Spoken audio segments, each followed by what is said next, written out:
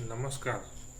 Decision making हा MPSCची तयारी करणाऱ्या विद्यार्थ्यांसाठी अत्यंत महत्त्वाचा विषय असतो. म्हणजेच निर्णय क्षमता. MPSCची किंवा UPSCची तयारी करणाऱ्या विद्यार्थ्यांना परीक्षा देताना डिसिजन मेकिंग म्हणजे कमी वेळात चांगले निर्णय उत्तर घेण्यासाठी द्यावे लागतात. तसंच काहीसा डिसिजन मेकिंगचा अत्यंत चांगला वापर IPL 2026मध्ये राजस्थान संघाने करताना दिसून आलेला आहे. तो नेमका कसा आहे आणि त्यांनी काय डिसिजन घेतली ज्यामुळे त्यांच्या संघाला विजय प्राप्त झाला, याची इत्थंभूत माहिती देणारा व्हिडिओ घेऊन मी आज तुमच्यासमोर आलेलो आहे.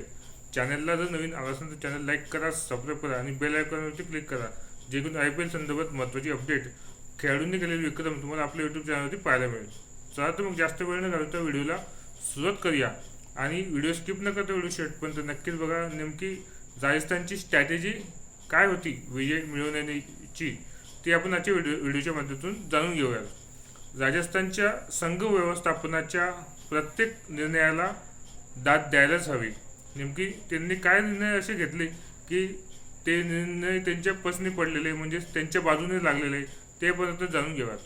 नुकताच राजस्थान आणि लखनौ यांच्यात साखळी सामना झाला. लखनौचा संघ यापूर्वीच IPLच्या स्पर्धेच्या बाहेर गेला असल्याने त्यांच्यासाठी हा सामना फक्त केवळ औपचारिकता होता. तर राजस्थान साठी हा सामना करा किंवा मला या स्थितीतला होता. म्हणजे हारले तर त्यांची वाट अजून बिकट होणार होती, जिंकले तरच त्यांच्यासाठी मार्ग खुला होणार होता. हा सामना सवाई मानसिंग स्टेडियम जयपूर येथे होता. अर्थातच राजस्थानच्या घरच्या मैदानावरती त्यांना हा सामना खेळायचा होता, म्हणून सामन्याचे पारडे देखील राजस्थानचं जड वाटत होतं. याचाच फायदा घेत राजस्थानच्या संघ व्यवस्थापकांनी घेतलेले काही निर्णय हे त्यांच्या संघासाठी फायदेशीर ठरले. ते नेमके काय होते ते आपण जाणून घेऊयात. नियमित कर्णधार रियान परागला वगळून या सामन्याचे नेतृत्व त्यांनी यशस्वी जयस्वाल या फलंदाजाकडे दिले. हा त्यांचा अत्यंत महत्त्वाचा निर्णय होता आणि तो त्यांना फायद्याचा ठरला. आपल्या फलंदाजांवर विश्वास ठेवून यशस्वी जयस्वालने नाणेफेकीचा गोल जिंकून प्रथम गोलंदाजीचा निर्णय घेतला. अर्थातच फलंदाजीचा क्रम अत्यंत उत्कृष्टरित्या चांगली फलंदाजी करत आहे. सेकंड बॅटिंगला धावांचे लक्ष गाठताना हा संघ कुठेही डळमळत नाही, चांगली फलंदाजी करतो. हा निर्णय त्यांनी धरत पहिले गोलंदाजीचा निर्णय घेतला. पण लखनौचा सलामवीर फलंदाज मिशेल मार्श हा तुफान फॉर्ममध्ये आहे हे देखील त्यांना माहिती होतं. लखनौ धावांचा डोंगर गाठेल हे त्यांना सुद्धा माहिती होतं, पण तरी देखील त्यांनी नाणेफेकीचा कौल आपल्या बाजूने लावून धरत प्रथम गोलंदाजीचा निर्णय घेतला, तो केवळ आपल्या फलंदाजामुळेच. मिचेल मार्शने या खेळीत 57 चेंडूतच 96 धावा म्हणजेच अर्धशतक केले. अवघ्या 4 धावांनी ते शतक हुकलं. तर जॉश इंग्लिश याने 29 चेंडूतच 60 धावा करून लखनौ संघाला 220 धावांचं मजल मारून दिली. खरा डाव राजस्थानने इथेच टाकलेला होता.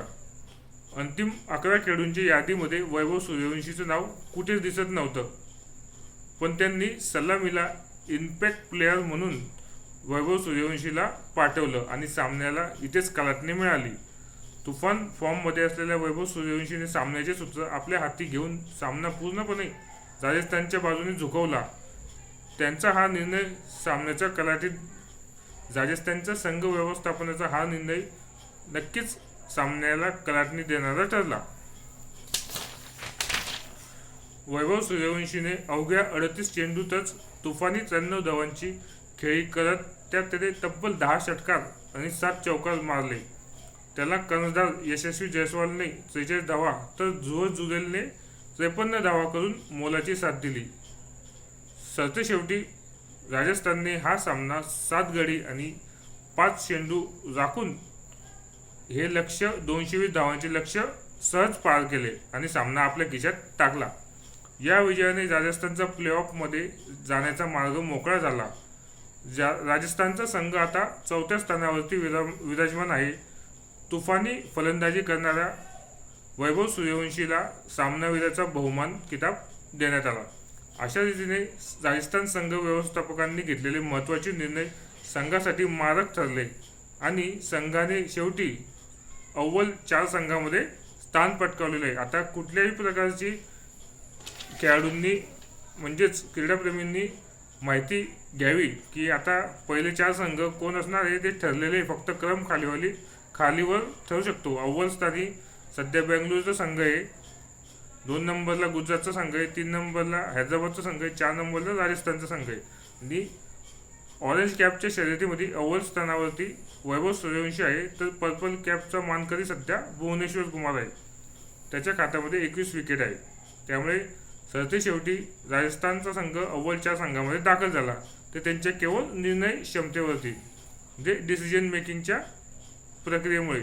तर अशा रीतीने आज आपण राजस्थानने कसा लखनौ विरुद्ध विजय मिळवला याची समीक्षा आजच्या व्हिडिओच्या माध्यमातून केलेली आहे. चॅनलला जर नवीन आला असाल तर चॅनल लाईक करा, सबस्क्राईब करा आणि बेल आयकॉनवरती क्लिक करा, जेणेकरून असेच इत्यंभूत नवीन व्हिडिओ तुम्हाला आपल्या यूट्यूब चॅनलवरती पाहायला मिळतील. धन्यवाद.